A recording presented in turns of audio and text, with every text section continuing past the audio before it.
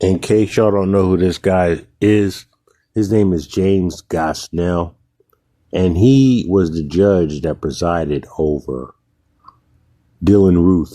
If you don't know who Dylan Ruth is, that's the guy in South Carolina. I don't know what year it was, but the guy who actually went into the black church and gunned down, I think it was 9 people he killed.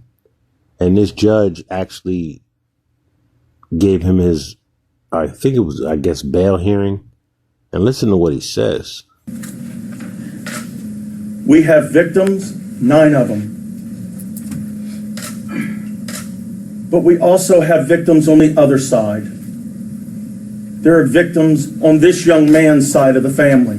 Nobody would have ever thrown them into the whirlwind of events that they have been thrown into. We must find it in our heart at some point in time, not only to help those that are victims, but to also help his family as well. Not only did he say what he just said, but he also was accused of doing things like using the N-word to a defendant in open court.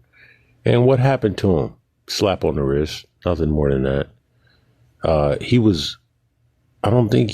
think you're not elected. His position, he wasn't elected to his bench. He was appointed to it.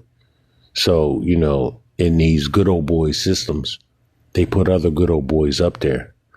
But check out what he was just accused of doing. Today, the South Carolina Supreme Court suspended Magistrate James Gosnell Jr. after his arrest this morning on federal charges related to possession of child sexual abuse material.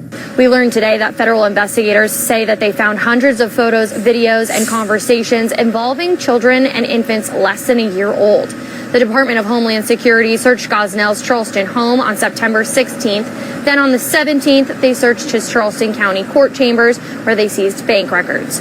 Those bank records, they say, confirmed transactions for child sexual abuse materials. Agents with the Department of Homeland Security investigations received a tip from the National Center for Missing and Exploited Children about several financial transactions with a known distributor of child sexual abuse material in the United Kingdom. We're told payment came from an online account associated with Gosnell's known phone number, address, and email.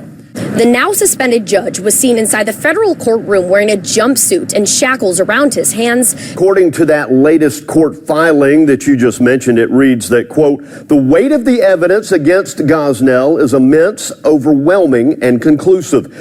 And there you have it. You got these conservatives that come out with, acts of with the same sex is forbidden and an abomination, which it is, but they do their thing behind closed doors. It's almost like, it's just, okay, it's like covert and overt racism. You got the liberals who are covert with their sexual orientation. It's all out in the open. Then you got these conservative dudes who are overt with coming out against it, but behind closed doors, they're actually doing it.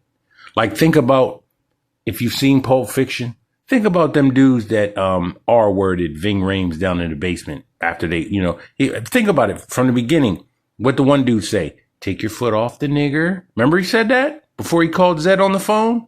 Now you tell me Zaid, that dude that had that motorcycle, the police, I think it was a policeman. You gonna tell me he wasn't a MAGA dude? And I'm not too sure, but I think what they did to Ving Rhames in the basement in Pulp Fiction, I think that could be considered homosexual activity. I think, I'm not too sure, but I think that's pretty close to being on some old funny stuff. So it doesn't surprise me that these overt white supremacists are gay behind closed doors. They even talked about it. They said the guy, Nick Fuentes, has a tendency to be gay, but I don't look into it. Unless somebody is totally zesty with it, I don't see it. I don't see it unless it's in my face, but you can kind of pick up on vibes, and I don't really see it in Nick. I ain't been in his presence, and I don't really watch his videos, but I don't really care to know. I don't really care to who's doing that or not, as long as they stay away from me with it. But nonetheless, that's always been something that they practice it on the plantation, sodomizing male slaves as a way of emasculating them.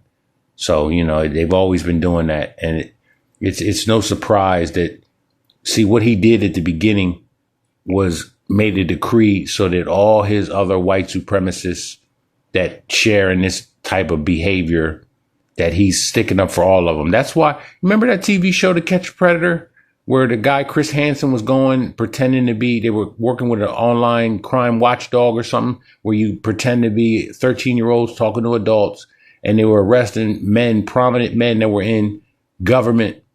And that's why they stopped doing it, because they were arresting white men. If they were arresting black men, they'd have had it all over. Now, there was a couple shows, there was some brothers on there, but you're going to get that. Just like every once in a while, if there's enough mass shootings, it's going to be a black guy that does it. But the exception is the rule. The exception is the reason for the rule, or whatever it is that I'm trying to say. But you heard in that interview how he had a ring of people that he conversed with, or he conversated with and shared materials with.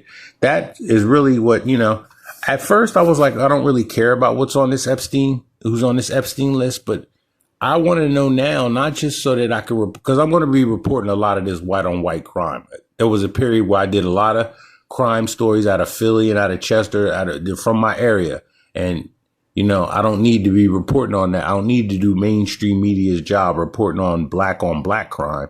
I need to help mainstream media do their job and report on this white on white crime, because it's a lot more prevalent than, the mainstream media wants us to believe. So we can take that stigmatism off of, black people, black men especially, and put it on who's really committing these heinous ass crimes. And they've got positions of authority. You got to think about that too.